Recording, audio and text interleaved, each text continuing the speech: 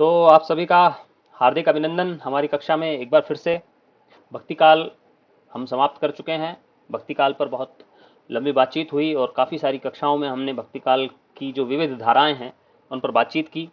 आज की कक्षा में हम रीतिकाल की बात करेंगे और हम ये भी जानते हैं कि रीतिकालीन जो प्रवृत्तियां हैं वो धीरे धीरे दिखाई देने लगी थी भक्ति काल के अंत में।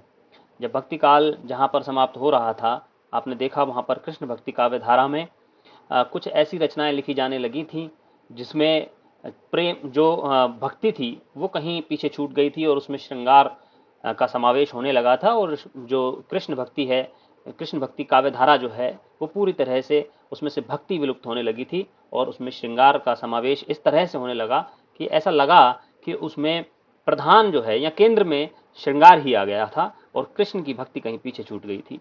ऐसी व्यवस्थाएं होने लगी थी। आप जानते हैं कि सूरदास ने साहित्य लहरी तब लिख ली थी। आप ये भी जानते हैं कि नंददास ने कौन सी रचना लिखी थी? नंददास ने जो रीति से रस संबंधित मंजरी। रस मंजरी, और वो मंजरी। भानुदत्त की रस मंजरी के आधार पर लिखी गई। जिस तरह से रीति काल में ग्रंथ लिखे गए, रीति की परंपरा के या रीति को समझाते हुए या काव्य शास्त्रीय विवेचन करते हुए जिस तरह से बाद में ग्रंथ लिखे गए, उस तरह की एक प्रवृत्ति धीरे धीरे विकसित हो रही थी भक्ति काल में ही। और वही जो प्रवृत्ति है वो धीरे धीरे विकसित होकर के इतनी अधिक विकसित हो गई कि उसके लिए एक अलग से कालखंड निर्मित हो गया और उसमें बहुलता से फिर रचनाएं मिलने लगी। देखिए, आप ये भी जानते हैं कि जब आ, कोई साहित्य में कोई प्रवृत्ति इतनी अधिक विकसित हो जाती है कि पूरे काल पर उसका प्रभाव दिखाई देने लगता है, तभी उसे एक अलग काल के अंतर्गत रख दिया जाता है। ठीक है, जब तक वह प्रवृत्ति प्रधान प्रवृत्ति नहीं बनती तब तक उसके लिए अलग कालखंड नहीं बनता है। तो भक्ति काल में भक्ति ही प्रधान प्रवृत्ति थी, लेकिन कोई भी प्रवृत्ति हमेशा प्रधान बनी नहीं रह सकती है, क्योंकि मनुष्य जो है वो एक परिवर्तनशील प्राणी है। वो नित नवीन भावों का अनुभव करता है और नित नवीन चीजें करना चाहता है। ठीक है, तो होता क्या है कि जब भक्ति काल में भक्ति की बात हो गई थी और इतनी भक्ति की बात हो गई थी, आप देखें राम भक्ति जो है, राम भक्ति बड़े मर्यादा के साथ चली, लेकिन पीछे जाकर के उसमें भी रसिक संप्रदाय का समावेश हो गया और उसमें से भी भक्ति कहीं पीछे छूट गई और हमारे सामने श्रृंगार का एक उज्जवल रूप सामने आया। तो तमाम तरह की जो भक्ति की प्रवृत्तियां थी वो धीरे धीरे समाप्त हो रही थी। और क्यों समाप्त हो रही थी, इसके पीछे भी एक कारण है कि जो हिंदू और मुस्लिम का जो सांस्कृतिक एक संघर्ष था वो धीरे धीरे अब विराम पाने लगा था। जब अकबर के बाद, विशेष रूप से अकबर तक तो संघर्ष संघर्ष होता ही रहा। आप जानते हैं पूरा राजपूताना अकबर के खिलाफ खड़ा रहा, चाहे चंद्रसेन हो चाहे महाराणा प्रताप हो, उनमें संघर्ष होता रहा। लेकिन अकबर के बाद जो जहांगीर और शाहजहां का जो समय था, वहां पर आप देखते हैं कि बहुत सारे राजाओं ने, राजस्थान के जो राजपूताना के विशेष रूप से वही राजा थे राजपूताना के जो संघर्ष कर रहे थे, वो संघर्ष अब धीरे धीरे समाप्त होने लगा था। और जो मुगल शासन था उन्होंने मनसबदारियां बांटना शुरू कर दी थी और तमाम तरह के जो राजपूत राजा थे उन्होंने उनके साथ समझौते कर लिए थे। और इस एवज में जो थोड़ा बहुत उनको जो धन है वो भी मिला होगा, मनसबदारियां भी मिली और राज दरबार में उनको सम्मान भी मिला। तो उस तरह का जो संघर्ष था सांस्कृतिक, वो संघर्ष अब समाप्त हो चुका था। जितनी भी भक्ति धाराएं चल रही थी, जो स्वांत सुखाय धाराएं थी, वो सब संप्रदायों में और मठों में और गद्दियों में विकसित हो गई थी। और गद्दियां जो हैं वो जनता से नहीं जुड़ती हैं, वो फिर उसमें उस तरह का श्रद्धा और उस तरह की भक्ति नहीं रह जाती है, उसमें विलास और श्रृंगार और वो सब चीजें बढ़ जाती हैं। तो अब जो समय था, भारत का जो समय था, जो राजनीति थी भारत की, वो थोड़ा थोड़ा सा स्थायी हो रही थी। और जो एक बात पूर्व में की गई थी, जब हम भक्ति काल का आरंभ कर रहे थे और हमने भक्ति काल के उदय के संबंध में बात की थी, तो वहां पर हमने एक बात पढ़ी थी कि पराजय की स्थिति में व्यक्ति या तो ईश्वर की तरफ ध्यान ले जाता है या फिर विलास की ओर ध्यान ले जाता है। तो जब सभी राजा, जो राजस्थान के थे ज्यादातर राजा, उन्होंने जब अपने हार मान ली और समझौते कर लिए मुगल शासकों से, तो उस तरह का कोई सांस्कृतिक संकट नहीं था। तो जो दरबार था, उस दरबार का विलास जो था, मुगल दरबार की जो विलासिता थी, आप जानते हैं शाहजहां के समय में तो वैसे ही कलात्मक चीजें बहुत हुई, चाहे ताजमहल बनाने की बात हो और चाहे स्थापत्य कला की बात हो। जहांगीर का समय चित्रकला का स्वर्णिम काल था। तो कलात्मकता जो है वो बढ़ने लगी धीरे धीरे, और धीरे धीरे भक्ति भाव जो था वो पीछे छूट गया। और दरबारों का जो विलासितापूर्ण वातावरण था वो हिंदू दरबारों में भी हमें देखने को मिलता है। आप देखेंगे रीतिकाल के बहुत सारे जो कवि हैं वो मुगल जो मुस्लिम शासक हैं उनके दरबारों में भी रहे, हिंदुओं के जैसे जयसिंह के दरबार में बिहारी जी रहे। तो बहुत सारे जो कवि थे वो दरबारों के आश्रय में चले गए, और वहां पर वो राजाओं की जो विलास वृत्तियां हैं, उनकी जो उनके अंदर जो भोग विलासी प्रवृत्तियां हैं उनको पुष्ट करने लगे, उनको संतुष्ट करने का काम करने लगे, और विशेष रूप से आजीविका कमाने के लिए, विशेष रूप से धन कमाने के लिए उनके उनको धन कमाना था और राजाओं को मनोरंजन करना था। तो राजाओं के मनोरंजन के लिए श्रृंगारिकता की जो उनकी विलासपूर्ण भावना थी उसको पुष्ट करने के लिए वो इस तरह की श्रृंगारिक रचनाएं लिखने लगे। भक्ति पीछे छूट गई और हमारे सामने एक नई प्रवृत्ति विकसित होती हुई दिखाई दी, जिसे हम रीतिकाल कहते हैं। तो चलिए, ये तो थोड़ी सी भूमिका बनाई हमने, आगे और बात करेंगे, बीच बीच में मुझे कोई बातें याद आएंगी तो मैं बताऊंगा। रीतिकाल की बात करते हैं। रीतिकाल में सबसे पहले हम रीति के शब्द को जान लेते हैं। हम रीति सिद्धांत पर बात करते आए हैं पीछे, हमने रीति की बात की, काव्य रीति की बात की, काव्य गुणों की बात की, काव्य दोष की बात की हमारी पिछली कक्षाओं में। यहां रीति जो शब्द है ये ऐसा नहीं है कि रीति काल में इसका पहली बार प्रयोग हुआ। सबसे पहले रीति सिद्धांत के रूप में वामन नाम के जो आचार्य हुए 9वीं-10वीं शताब्दी में, उन्होंने सबसे पहले रीति शब्द का प्रयोग किया और उन्होंने रीति की परिभाषा दी, विशिष्ट पद रचना रीति ही विशेषो गुणात्मः। उन्होंने ये बात हम पहले कर चुके हैं, और यहां ये प्रासंगिक भी नहीं है जो मैं बता रहा हूं आपको, ये बहुत जरूरी नहीं है यहां पर ये वामन की बात को याद रखना, क्योंकि वामन की रीति का इस रीतिकाल से कोई संबंध नहीं है।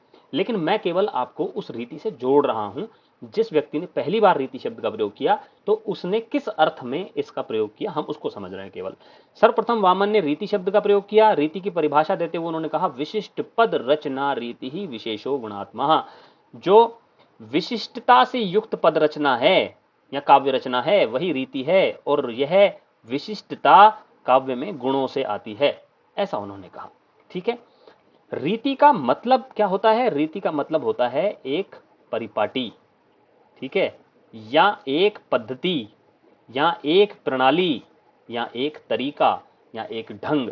ठीक है, तो एक ढंग विशेष की रचनाएं जब की जाएं तो उसे रीति कहा जाता है। रीति जब वामन ने रीति शब्द का प्रयोग किया तो उनका अर्थ बिल्कुल अलग था। उन्होंने कहा कि काव्य में 3 तरह की पंक्तियां हो सकती हैं, 3 तरह की रचनाएं हो सकती हैं। एक रचना जिसमें मधुरता का समावेश किया जाए तो वो माधुर्य गुण से संबंधित होगी, तो वैदर्भी रीति। और एक रचना जिसमें ओज की बात की जाए उसमें गौड़ी रीति होगी, और वहां उस तरह का जो ओजस्वी भाव हैं उस तरह के व्यक्त होंगे। और तीसरी जो है बीच की रीति, जिसे पांचाली रीति कहते हैं, और उसमें प्रसाद गुण का समावेश होता है विशेष रूप से, बाकी सब में हो सकती है। तो उन्होंने जो रीति कही वहां उस पद्धति का अर्थ जो था वो बिल्कुल अलग था। लेकिन हमारे यहाँ देखिए, वामन ने रीति के 3 भेद किए हैं, वैदर्भी, गौड़ी रीति, गौड़ी और पांचाली रीति। तो यहाँ वामन का जो रीति का संदर्भ में जो भी विषय या जो भी उनका अर्थ था वो बिल्कुल अलग था, उसकी बात हम करेंगे आगे चल करके। वक्रोक्ति के जो कुंतक थे उन्होंने रीति का अर्थ बताया कवि प्रस्थान हेतु, कि कवि किस रास्ते पर चल करके कविता लिखता है। ठीक है, कवि का जो प्रस्थान का जो तरीका है वो क्या है, तो उन्होंने भी काव्य के तरीके को ही एक तरह से रीति कहना पसंद किया। भोज ने कहा काव्य मार्ग, आनंदवर्धन ने कहा वाच्य वाचक चारुत्व। ठीक है, यहां पर ये बातें बहुत ज्यादा ध्यान करने की नहीं है, हम आगे चलते हैं और बात करते हैं कि रीति काल में रीति का क्या अर्थ है। एक रीति आप समझ के रखिए कि वामन ने जो रीति कहा उसका मतलब था विशिष्ट पद रचना रीति ही, और उसमें 3 प्रकार की उन्होंने रीतियां बताई, वैदर्भी रीति, गौड़ी रीति और पांचाली रीति। ठीक है, जहां पर प्रेम की बात की जाए, मधुरता की बात की जाए, वहां पांचाली रीति। जहां ओज की बात की जाए, आक्रोश की बात की जाए, क्रोध की बात की जाए, भय की बात की जाए, वहां गौड़ी रीति। और जहां पर बिल्कुल बीच में जो थोड़ी कोमल हो, थोड़ी कठोर हो, थोड़ा सा बीच का मामला हो, जहां पर वहां पर पांचाली रीति उन्होंने कहा। लेकिन रीति काल में रीति का अर्थ जो है वो इन तीनों रीतियों से अलग है। यहां रीति का मतलब है एक परिपाटी, रीति का मतलब है एक परंपरा, जैसे हम कहते हैं रीति रिवाज, तो एक परंपरा। अब ये परंपरा क्या है? ये परंपरा है कि रीति काल में लक्षण ग्रंथों की रचना की जाने लगी। लक्षण ग्रंथों की परिपाटी का पालन यहां किया गया। अब ये लक्षण ग्रंथ क्या है? लक्षण ग्रंथ है कि जब किसी भी काव्य शास्त्र के सिद्धांत को समझाया जाता है किसी को, जैसे मुझे आपको समझाना है, मान लीजिए मुझे आपको छंद समझाना है, तो मैं सबसे पहले क्या करूंगा, छंद की परिभाषा बताऊंगा आपको, यानी कि छंद का लक्षण बताऊंगा कि छंद किसे कहते हैं, या कौन सा छंद, मान लीजिए मैं दोहा छंद बता रहा हूं आपको, तो मैं आपको बताऊंगा कि इसमें 13-11 पर यति होती है और ये एक अर्धसम्मात्रिक छंद है। ये क्या बता रहा हूं मैं आपको, ये बता रहा हूं लक्षण। उसके बाद मैं आपको क्या बताऊंगा, इसका एक उदाहरण। तो जब काव्य में लक्षण देते हुए उदाहरण लिखने की परंपरा विकसित हुई, या जिस परंपरा को लेकर के लक्षण देते हुए लक्षण देते हुए उदाहरण दिए गए और ग्रंथों का निर्माण किया गया, उसे लक्षण ग्रंथ कहा गया उन ग्रंथों को। तो और इन लक्षण ग्रंथों की परंपरा को ही क्या कहा गया, रीति।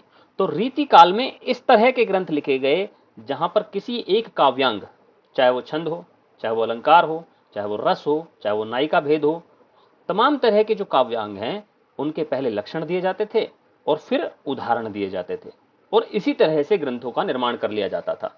इसी को काव्य में या रीति काल के संदर्भ में रीति कहा गया है। देखिए, रस, छंद, अलंकार या काव्यांग निरूपण, इसे काव्यांग निरूपण कहा जाता है कि काव्यांगों का निरूपण करना, काव्यांगों को समझाना। ठीक है, तो काव्यांगों को समझाते हुए जो ग्रंथ लिखे गए उनको लक्षण ग्रंथ कहा गया, और इसी लक्षण ग्रंथ लिखने की जो परिपाटी है, लक्षण ग्रंथ लिखने की जो परंपरा है, लक्षण ग्रंथ लिखने की जो रीति है, इसी को रीति काल में रीति कहा गया है। ठीक है, अब यहां पर एक बात और भी मैं आपको यही समझा देता हूं ताकि आपको आगे समझने में समस्या न हो। यहां पर हुआ क्या कि ये जो लक्षण हैं ये इन्होंने स्वयं के नहीं दिए, ये लक्षण इन्होंने जो पूर्व में संस्कृत में काव्य शास्त्रीय ग्रंथ लिखे गए, आप जानते हैं संस्कृत में काव्य शास्त्र का एक बड़ा इतिहास रहा है। हम भी जब काव्य के लक्षण पढ़ते हैं, काव्य के गुण पढ़ते हैं, काव्य के दोष पढ़ते हैं, रस पढ़ते हैं, अलंकार पढ़ते हैं, तो हम सब संस्कृत के काव्य शास्त्र से उदाहरण लेते हैं, या संस्कृत के काव्य शास्त्र से पंक्तियां लेते हैं, श्लोक लेते हैं। ठीक है, विभावानुभाव व्यभिचारी संयोगाद रस निष्पत्ति ही, हम रस को समझने के लिए नाट्य शास्त्र से सिद्धांत लेते हैं। ठीक है, तो इसी तरह से जो इस काल के कवि थे उनको जब काव्यांगों को समझाना था, काव्यांग का निरूपण करना था, या काव्यांगों के जो ये छोटे छोटे अंश थे या अंग थे, रस, छंद, अलंकार, इनको समझाने के लिए इन्होंने संस्कृत काव्य शास्त्र के ग्रंथों का अनुशीलन किया, उनको पढ़ा, उनका अध्ययन किया, उनको आत्मसात किया, और वहां जो श्लोक लिखे हुए हैं, वहां जो नियम लिखे हुए हैं, वहां जो लक्षण लिखे हुए हैं, उन लक्षणों को ब्रज भाषा में दोहा छंद में उन्होंने बना लिया, अनुवाद कर लिया। ठीक है, और वहां उन्होंने लक्षण रख दिया। हम तो लक्षण ऐसे लिखते हैं खड़ी बोली में कि किसी काव्य में जब एक शब्द के दो अर्थ होते हैं तो वहां श्लेष अलंकार होता है, हम तो इस तरह से लिखते हैं। लेकिन इन्होंने ऐसे नहीं कहा, इन्होंने कहा एक एक शब्द फिर फिरे, अर्थ और ही और, सो यम का अलंकार है, भेद अनेकन ठौर। तो ये क्या कर दिया, ये यमक अलंकार की परिभाषा बता दी। और ये बात इन्होंने खुद ने नहीं बताई, ये पीछे से संस्कृत के ग्रंथों से उन्होंने ग्रहण किया। उन जो श्लोक हैं पीछे लिखे हुए संस्कृत काव्य शास्त्र में, उनको इन्होंने हिंदी में जो ब्रज भाषा है उसमें अनुवाद किया, उनके दोहे बनाए और लक्षण लिखे। और फिर जो उदाहरण है वो उदाहरण इन्होंने खुद पैदा किए। हम तो क्या करते हैं, जब मुझे यमक अलंकार आपको पढ़ाना है तो मैं यमक अलंकार की परिभाषा कहीं किसी किताब में लिखी हुई है वही पढ़ाऊंगा, और जो उदाहरण है वो उदाहरण या तो बिहारी का होगा, या उदाहरण वो रामचरितमानस का होगा, या वो किसी और कवि का उदाहरण होगा, लेकिन वो मेरा नहीं होगा। ठीक है, ये मेरा मौलिक नहीं है। मैं जब पढ़ाऊंगा, या जो आप किताबें देखते हैं छंद अलंकार की जो किताबें हैं उसमें लक्षण जो किताब लिख रहा है उसके नहीं है, उदाहरण वो भी उसके नहीं है। ठीक है, लेकिन जो रीति काल है उसमें ये जो लक्षण हैं ये तो उन्होंने लिए संस्कृत काव्य शास्त्र से, और जो उदाहरण हैं ये उन्होंने खुद लिखे। उदाहरण के रूप में जो कविताएं हैं वो उन्होंने खुद लिखी, और यही इनका मौलिक जो योगदान है हिंदी साहित्य को, वो इनका यही है कि इन्होंने इतने सुंदर उदाहरण प्रस्तुत किए उन लक्षणों को समझाते हुए तमाम काव्यांगों के, कि वो आज हम जब पढ़ते हैं, किसी काव्य शास्त्र की किताब पढ़ते हैं, तो उसमें हम उदाहरण आप देख लें ज्यादातर रीतिकाल के हैं। क्यों है, क्योंकि वहां उन्होंने उदाहरण बिल्कुल उसी तरह से तैयार किए हैं कि उसमें कोई भी लक्षण छूट न जाए, कहीं किसी लक्षण की अवहेलना नहीं हो जाए। उस तरह से उन्होंने शानदार उदाहरण प्रस्तुत किए हैं और यही इस जो काव्य है इसका सबसे बड़ा योगदान है। इसके अलावा ये जो काव्य है जीवन से पूरी तरह कटा हुआ है। यहाँ जीवन के विविध रंग नहीं है जैसे भक्ति काल में आप विशेष रूप से सूरदास के काव्य में, तुलसीदास के काव्य में जिस तरह के देखते हैं और कबीर के काव्य में जिस तरह की सामाजिक चिंताएं दिखाई देती हैं वैसी यहाँ पर दिखाई नहीं पड़ती है। यहाँ क्या दिखाई पड़ता है, यहाँ इतना श्रेष्ठ तरीके से कला पक्ष दिखाई पड़ता है कविता का, और कविता के इतने श्रेष्ठ उदाहरण देखने पड़ते हैं काव्य शास्त्रीय कि उसको कहीं और आप देख ही नहीं सकते हैं। आपको अगर काव्य शास्त्र को समझना है तो रीतिकाल के ग्रंथों का अनुशीलन करना ही पड़ेगा आपको, ठीक है। तो इस तरह से लक्षण उदाहरण देने की जो ये परंपरा है इसी को रीति कहा जाता है। और तमाम तरह के, देखिए यहां पर एक पंक्ति लिखी हुई है, रीतिकालीन कवियों ने रीति का मुख्य अर्थ काव्य रचना पद्धति के रूप में लिया है, एक विशेष प्रकार की कविता लिखने की पद्धति, ठीक है। और ये पद्धति क्या है, लक्षण देना फिर उदाहरण देना, ये पद्धति जो है इसी को रीति कहा गया है। यहां पर देखिए बहुत सारे कवियों ने रीति शब्द का प्रयोग किया है। रीतिकाल यूं ही नाम नहीं दे दिया गया, रीति जो शब्द है ये बहुत अलग अलग कवियों ने इस रीति शब्द का प्रयोग किया है। पद्माकर ने कहा है, ताहि सो रीति कहते हैं रस ग्रंथन की रीति, जो रस के ग्रंथ बनाने की रीति है उसी को रीति कहते हैं, ठीक है। परिपाटी कहते हैं, मतलब रस को समझाने का जो ग्रंथ बनाए गए, रस को समझाने के लिए जो ग्रंथ बनाए गए उन ग्रंथों की रीति को ही रीति कहते हैं, ऐसा पद्माकर कहते हैं। भूषण कह रहे हैं, सुकवीन हूं कछु कृपा समुझ कविन को पंथ, मैंने कवियों का पंथ जो है, कवि मार्ग जो है वो मैंने सुकवियों के साथ बैठ करके सीखा है। तो यहाँ वो कविन को पंथ कह रहे हैं, रीति को ही कह रहे हैं। चिंतामणि के देखिए क्या कह रहे हैं, रीति सुभाषा कवित की वर्णत बुद्ध अनुसार, मैं रीति का वर्णन कर रहा हूं अपनी बुद्धि के अनुसार। किसकी रीति, सुभाषा की, भाषा की और कविता की, या सुभाषा में कविता की, श्रेष्ठ भाषा में कविता लिखने की रीति को मैं वर्णन कर रहा हूं बुद्धि के अनुसार। इनका क्या उद्देश्य रहा, इनका उद्देश्य रहा कि जनता को सिखाओ कि किस तरह से कविता बनती है। अभी तक जो पीछे कवि लिखते आए हैं वो तो कविता को जानते ही नहीं थे, कविता तो हम सिखाएंगे कि कविता लिखी कैसे जाती है। रस क्या होता है हमसे सीखो, अलंकार क्या होता है हमसे सीखो, नायिकाएं कितने प्रकार की होती हैं हमसे सीखो, उनके क्या क्या विशेषताएं होती हैं हम बताएंगे, ठीक है। तो इस तरह से अपने आप को काव्य शास्त्र में पारंगत दर्शाना इनका उद्देश्य था, ठीक है। राजाओं को विशेष रूप से देखिए उस समय मनोरंजन का माध्यम कविता ही थी, तो प्रत्येक राजा के परिवार के लोग वो कविताएं सीखा करते थे। और वो कविताएं सिखाएगा कौन, कोई कवि सिखाएगा। अब वो कवि जो केवल अपने मन से तुलसीदास के पास चले जाएं और उनसे कहें कि कविता सिखाओ, तो वो तो भगा देंगे अपने को। क्यों भगा देंगे, क्योंकि वो तो अपने मन से कविता लिखते हैं, उनके पास कोई काव्य शास्त्र का ऐसा, वो कहते भी हैं कि कवि तो विवेक एक नहीं मेरे, ठीक है। तो उनको तो अपनी कविता का कोई दम भी नहीं है किसी प्रकार का, वो कहते हैं कि मुझे काव्य शास्त्र का कोई लेना देना नहीं है। लेकिन जब ये जो रीतिकाल के कवि हैं जो राजाओं के दरबार में पहुंच गए तो ये काव्य शास्त्र का ज्ञान करके पहुंचे, इन्होंने काव्य शास्त्र का अनुशीलन किया और इन्होंने सिखाया लोगों को कि कविता कैसे लिखी जाती है, ठीक है। यूं ही कविता नहीं लिख दी जाएगी, ठीक है। देव क्या कहते हैं, अपनी अपनी रीति के काव्य और कवि रीति, अपनी अपनी रीति के होते हैं काव्य भी और कविता कवि भी। तो कवि भी अनेक अनेक रीतियों के हैं और काव्य भी अनेक अनेक रीतियों का। यहां मुझे ये बताना है आपको कि ये रीति शब्द का प्रयोग हो रहा है। सोमनाथ कह रहे हैं, छंद रीति समझे नहीं बिनु पिंगल को ज्ञान, जब तक पिंगल का ज्ञान नहीं होगा तब तक छंद की रीति समझी नहीं जाएगी।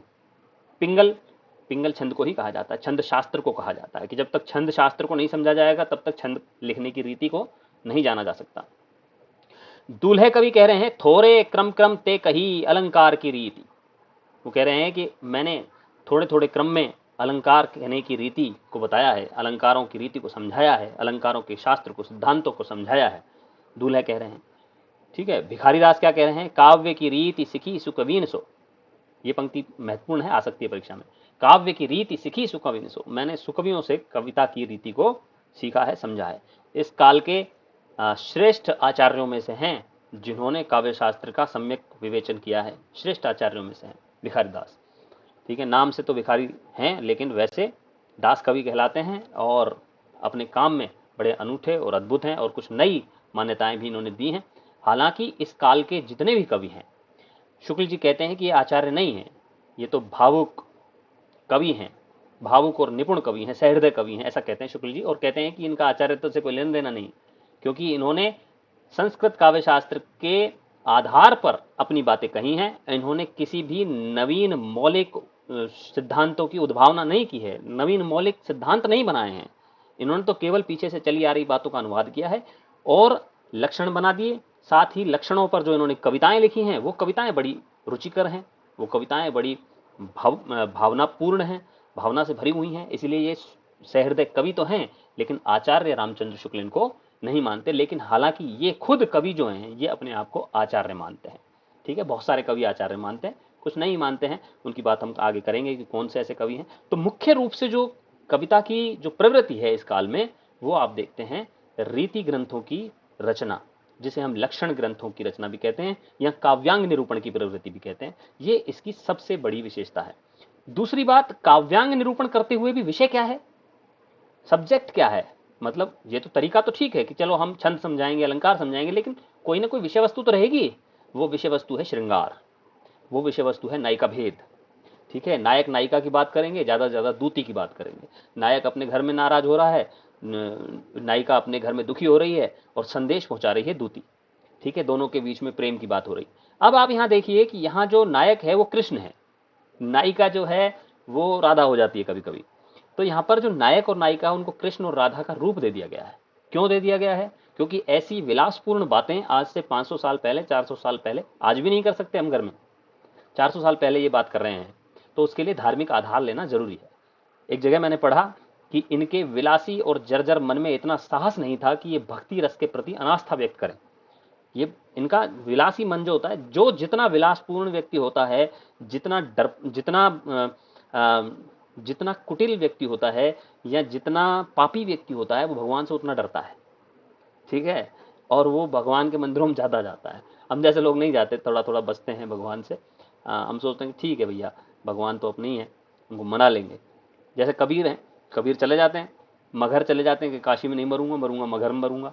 क्योंकि वो जानते हैं कि अगर मैंने कुछ सात्विक किया है तो मुझे ज़्यादा डरने की जरूरत नहीं है।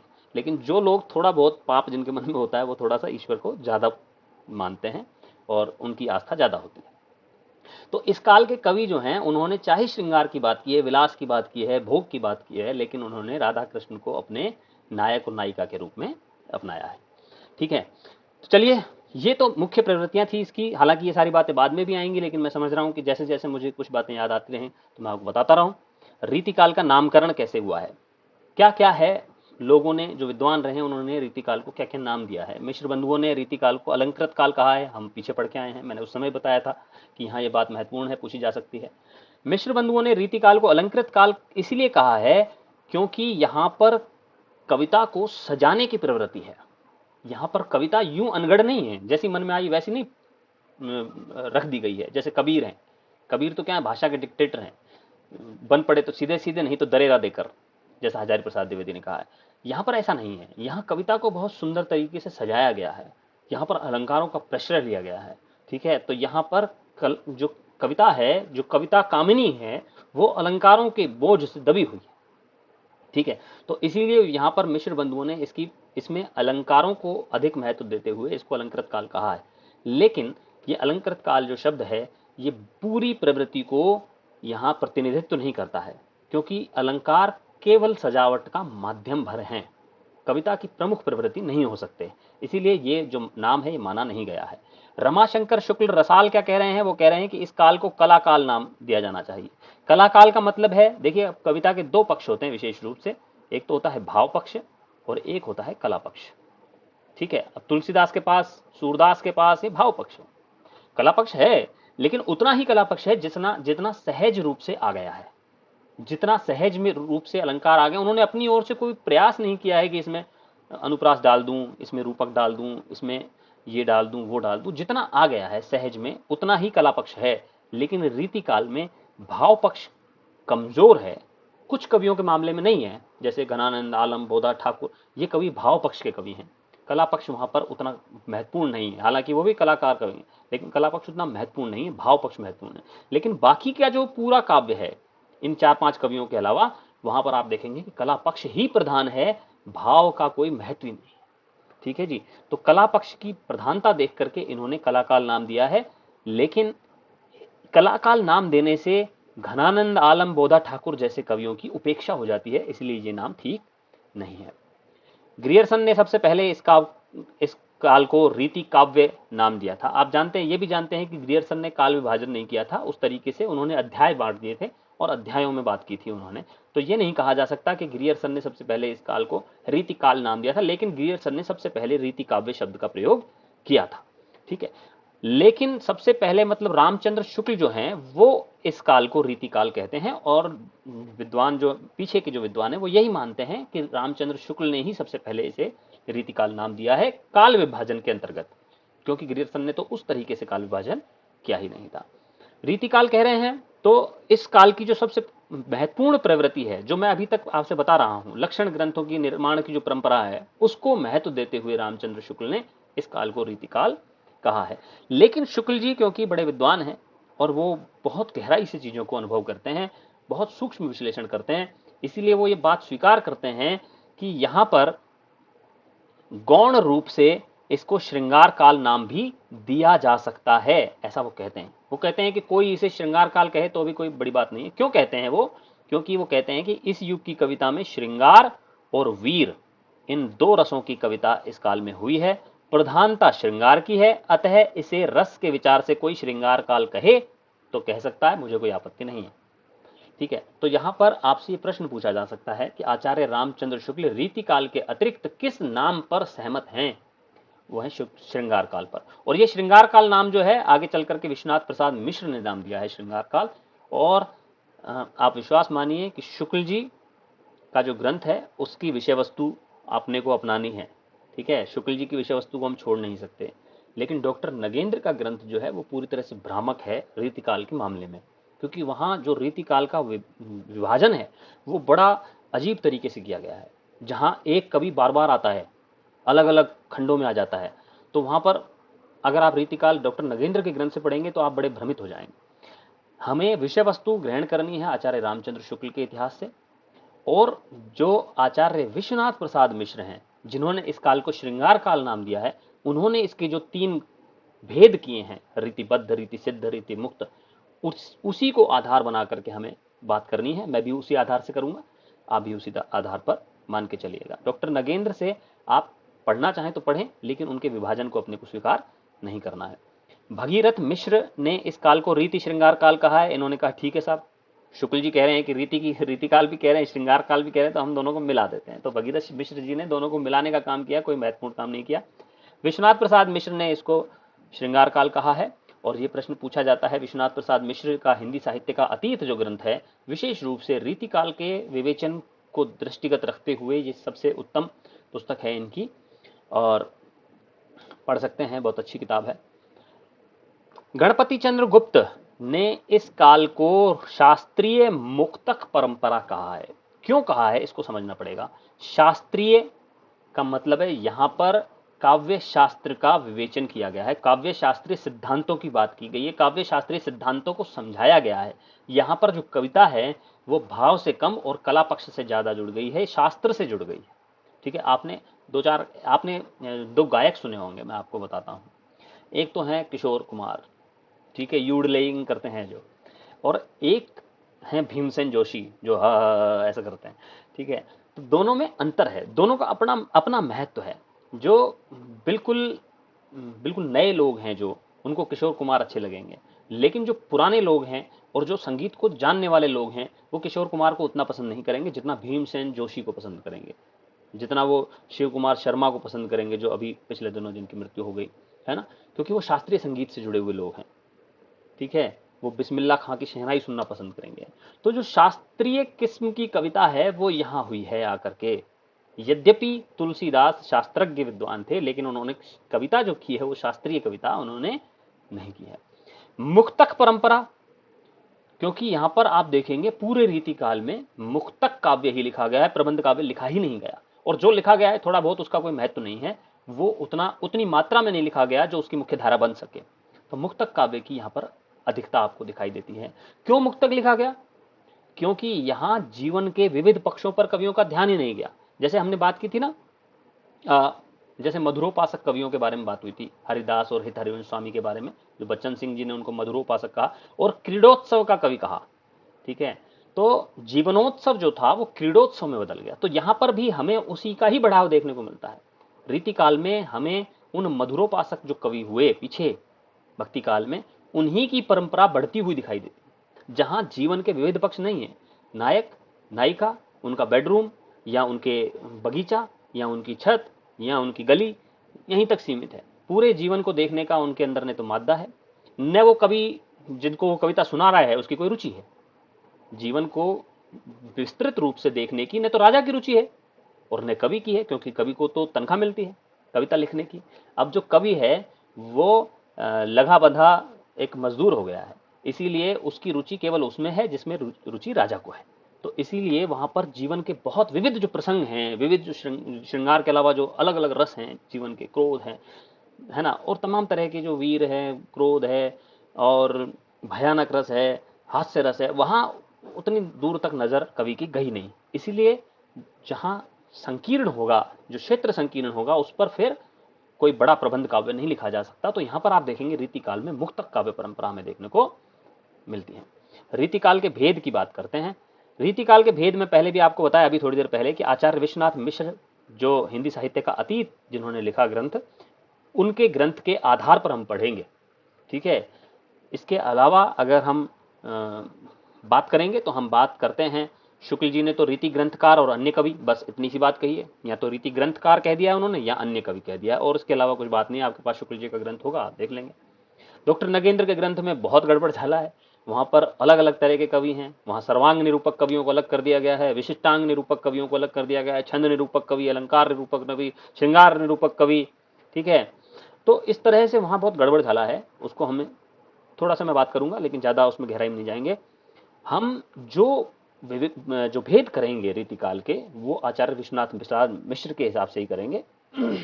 इन्होंने रीतिकाल को 3 भागों में बांटा है, रीतिबद्ध कवि, रीति सिद्ध कवि और रीति मुक्त कवि। रीतिबद्ध कवि कौन, रीति सिद्ध कवि कौन और रीति मुक्त कवि कौन?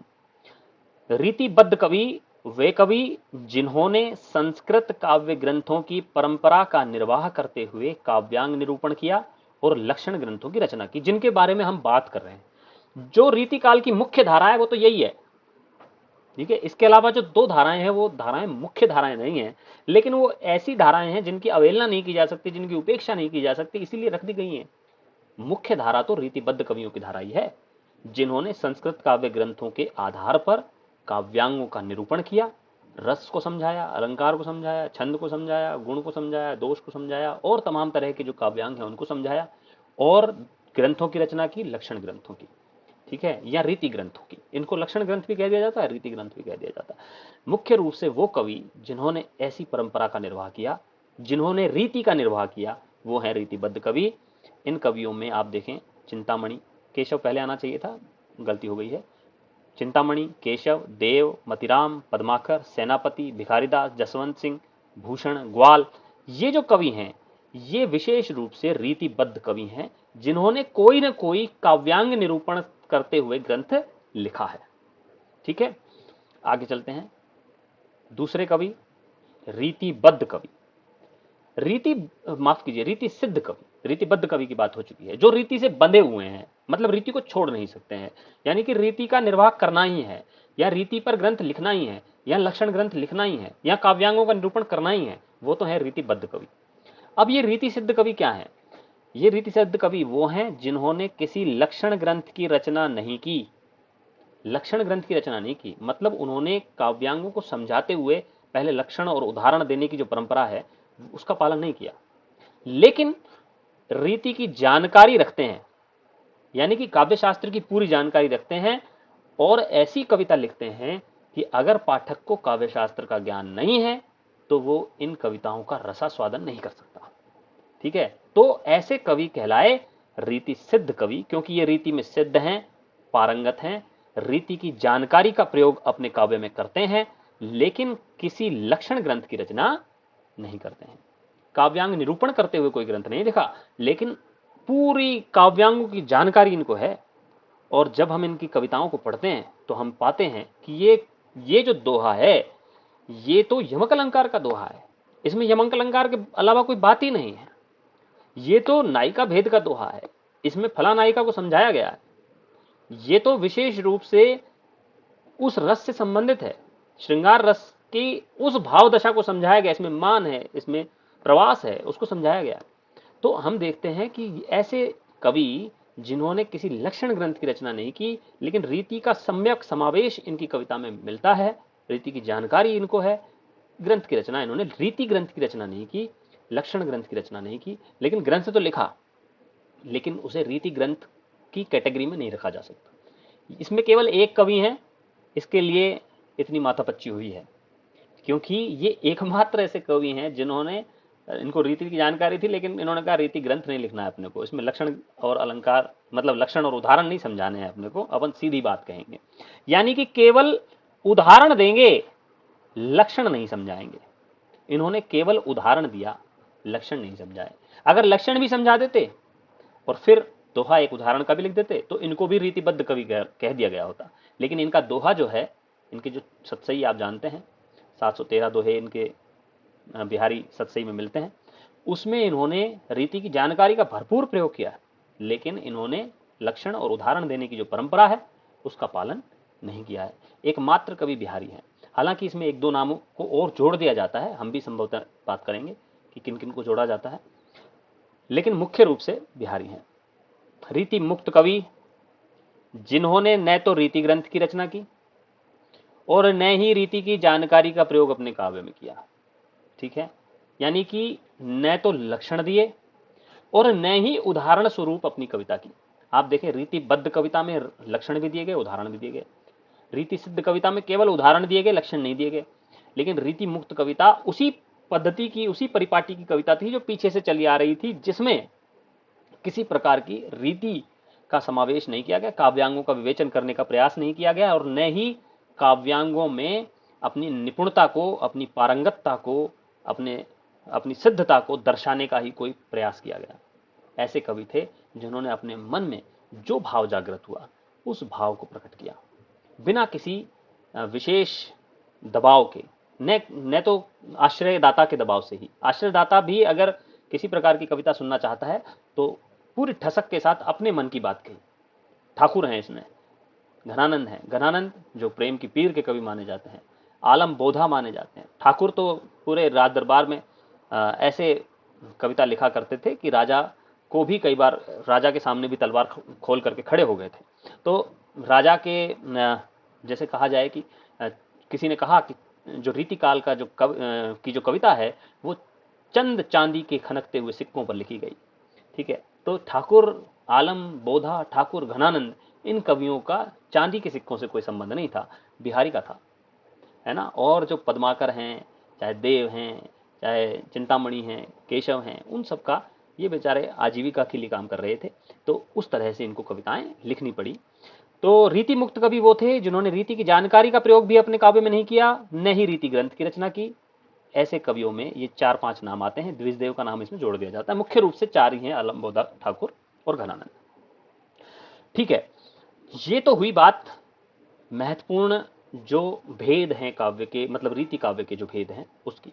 लेकिन अब हम थोड़ी सी बात करते हैं कि डॉक्टर नगेंद्र के ग्रंथ में क्या गड़बड़ झाला है और डॉक्टर नगेंद्र के ग्रंथ से हम क्या सीख सकते हैं। डॉक्टर नगेंद्र के ग्रंथ में डॉक्टर महेंद्र कुमार नाम के एक व्यक्ति ने, एक विद्वान ने ये ग्रंथ लिखा है, मतलब रीतिकाल लिखा है। उसको समझ लेते हैं कि उसमें किस तरह से समझाया गया। अगर आपके पास डॉक्टर नगेंद्र का ग्रंथ है तो उसको भी आप यहाँ से समझ लेंगे। रीति कवि, उन्होंने रीतिबद्ध कवि को रीति कवि कहा है। यहां पर थोड़ी सी गड़बड़ ये भी है, रीतिबद्ध कवि को इन्होंने क्या कहा है, रीति कवि। इसको समझ लेंगे तो फिर गड़बड़ नहीं होगी। उन्होंने रीति कवि कहा है रीतिबद्ध कवि को, और उन्होंने ये देखा कि ऐसे कवि जिन्होंने सभी काव्यांगों का निरूपण किया अपने किसी ग्रंथ में, किसी भी एक ग्रंथ में उन्होंने सभी काव्यांगों का निरूपण किया, तो उन्होंने एक खंड बनाया सर्वांग निरूपक कवि, और उसमें उसका नाम लिख दिया। चिंतामणि ने ऐसा ग्रंथ लिखा, कुलपति ने ऐसा ग्रंथ लिखा, देव ने, भिखारी ने, प्रताप शाही ने, ग्वाल ने ऐसे ग्रंथ लिखे जिसमें सर्वांग निरूपण किया गया, काव्य सारे काव्यांगों का निरूपण किया गया। ठीक है, फिर इन्होंने कहा सर्व रस निरूपक कवि, जिन्होंने सारे रसों का विवेचन किया।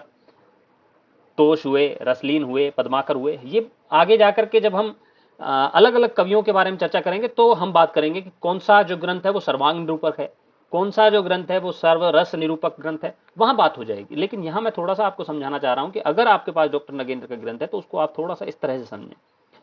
श्रृंगार निरूपक ग्रंथ रसराज, मतीराम का ग्रंथ है रसराज, जिसमें केवल श्रृंगार की बात की गई है, अन्य रसों की बात नहीं की गई, अन्य अंगों की बात नहीं की गई।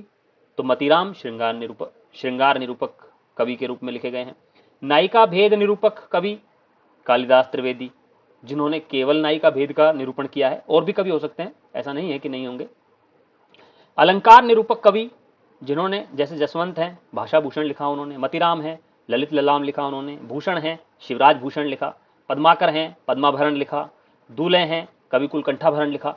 तो ये सारे अलंकार ग्रंथ हैं और इसीलिए इनको अलंकार निरूपक कवियों में भी रख दिया। अब आप देखें यहां पर कि मतीराम यहां भी आ रहे हैं, मतीराम यहां भी आ रहे हैं, पद्माकर यहां भी आ रहे हैं और यहां भी आ रहे हैं, क्योंकि उन्होंने तरह तरह के ग्रंथ लिखे हैं। तो इस तरह से जो ये विभाजन किया गया है कवियों का, ये बहुत त्रुटिपूर्ण विभाजन है। छंद निरूपक ग्रंथ मतीराम ने लिखा, ठीक है। तो इस तरह से इन्होंने रीति कवियों को, जो कि वास्तव में विश्वनाथ प्रसाद मिश्र के द्वारा जिसे रीतिबद्ध कवि कहा गया है, इन्होंने उन्हें रीति कवि मानते हुए इस तरह के अलग अलग विभेद उनके किए हैं। यहां ये जो जानकारी मैं दे रहा हूं, इससे आपको घबराना नहीं है, बस ये ध्यान रखना है, आपको घबराना नहीं है। जो सामग्री आएगी, जो परीक्षा में पूछी जाएगी, वो बाद में पूछी जाएगी, यहां से नहीं पूछी जाएगी। ये तो केवल जानकारी दे रहा हूं मैं आपको, डराने का कोई उद्देश्य नहीं है। दूसरे कवि रीतिबद्ध कवि, जो कि रीति सिद्ध कवि हैं वास्तव में, उन्हें डॉक्टर नगेंद्र के ग्रंथ में रीतिबद्ध कवि कह दिया है। इसलिए भी मैं कह रहा हूं कि डॉक्टर नगेंद्र का ग्रंथ थोड़ा सा भ्रामक है। इन्होंने सेनापति को इसमें रखा है, बिहारी को, रसनिधि को, वृंद को और कृष्ण कवि को, क्योंकि एक एक रचनाएं इनकी ऐसी मिलती हैं, सेनापति की, रसनिधि की, वृंद की, कृष्ण कवि की, जिसमें रीति ग्रंथों की जो लक्षण और उदाहरण देने की परंपरा है उसका निर्वाह नहीं किया है। चाहे वो वास्तव में रीति ग्रंथों की रचना उन्होंने अलग से की हो, लेकिन एक एक रचना ऐसी भी है जहां पर उन्होंने रीति ग्रंथों का जो परंपरा है उसका पालन नहीं किया गया। इसमें बिहारी हम लेते हैं केवल रीति सिद्ध में, ठीक है।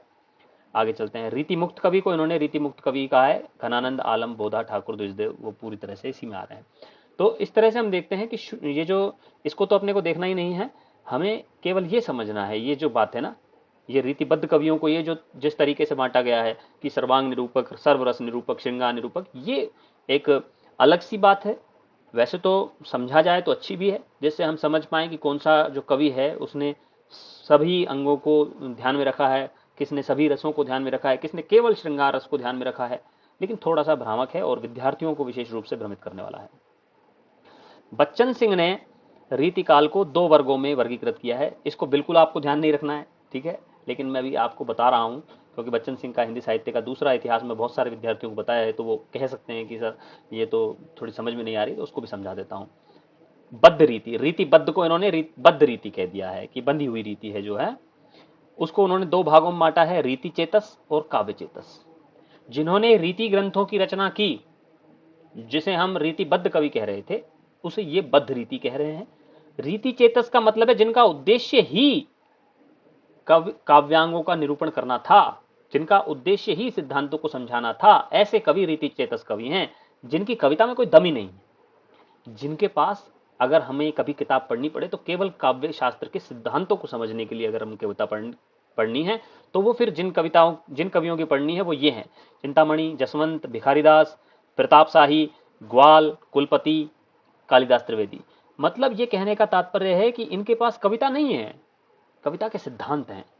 अगर आपको सिद्धांत समझ रहे हैं तो इन कवियों की शरण में जाइए, और अगर आपको सिद्धांत के साथ कविता भी समझनी है तो फिर मतीराम है जो कविता का सिद्धांत भी बताते हैं और कविता भी। भूषण, वृंद, देव, पद्माकर, तोष, रसलीन, बेनी। यहां ये कह सकते हैं कि यहां पर यहां केवल कला पक्ष है इनके पास, और यहां कला पक्ष के साथ साथ भाव पक्ष भी है, इसलिए काव्य चेतस हैं जिनमें कविता भी है, केवल रीति नहीं है। अब दूसरे ऐसे जो मुक्त रीति कवि हैं, जिनके पास रीति नहीं है। अब यहां पर थोड़ा सा गड़बड़ कर दी है इन्होंने बिहारी को इसमें डाल दिया है, ठीक है, और उसको कह दिया क्लासिकल कवि, शास्त्रीय कवि, जिसे शास्त्र का ज्ञान है लेकिन फिर भी वो रीति ग्रंथ नहीं लिख रहा है, तो वो बिहारी है, हम पहले बात कर चुके हैं। और स्वच्छंद। स्वच्छंद, यही स्वच्छंदता आगे जाकर के हमें छायावाद में देखने को मिलती है। ठीक है जी। तो स्वच्छंद कवि जो हैं घलानंद, आलम, बोधा, ठाकुर, द्विजदेव, जो रीति से मुक्त हैं पूरी तरह से, और वो शास्त्रीयता से भी पूरी तरह से मुक्त हैं बिहारी की तरह। बिहारी तो शास्त्रीय कवि हैं, शास्त्र को जानने वाले कवि हैं, तो इस तरह की शास्त्रीयता का भी पालन नहीं करते और रीति का भी पालन नहीं करते, पूरी तरह से स्वच्छंद रहते हैं। ठीक है जी। तो आज की बात को यहाँ समाप्त करते हैं। मैं समझता हूँ कि आज की कक्षा को आपको 1 2 3 4 बार देखना पड़ेगा, तब जाकर के बातें समझ में आएंगी। और अगर आप बिल्कुल नए विद्यार्थी हैं तो थोड़ी सी समस्या हो सकती है, लेकिन थोड़ा सा आपने पहले पढ़ा हुआ है तो मैं समझता हूँ कि ये बातें आपको समझ में आ गई होंगी। 1 2 बार और समझेंगे, सुनेंगे तो संभवतः समझ में आ जाएंगी।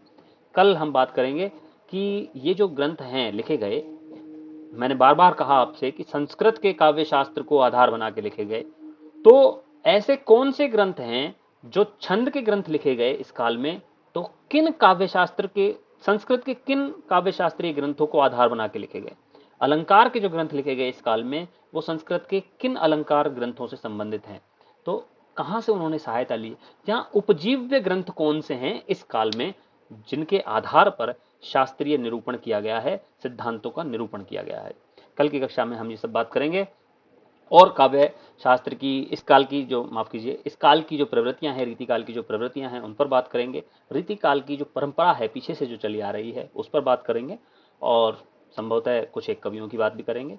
तो आज की कक्षा को यहाँ विराम देते हैं। बहुत बहुत धन्यवाद, शुक्रिया।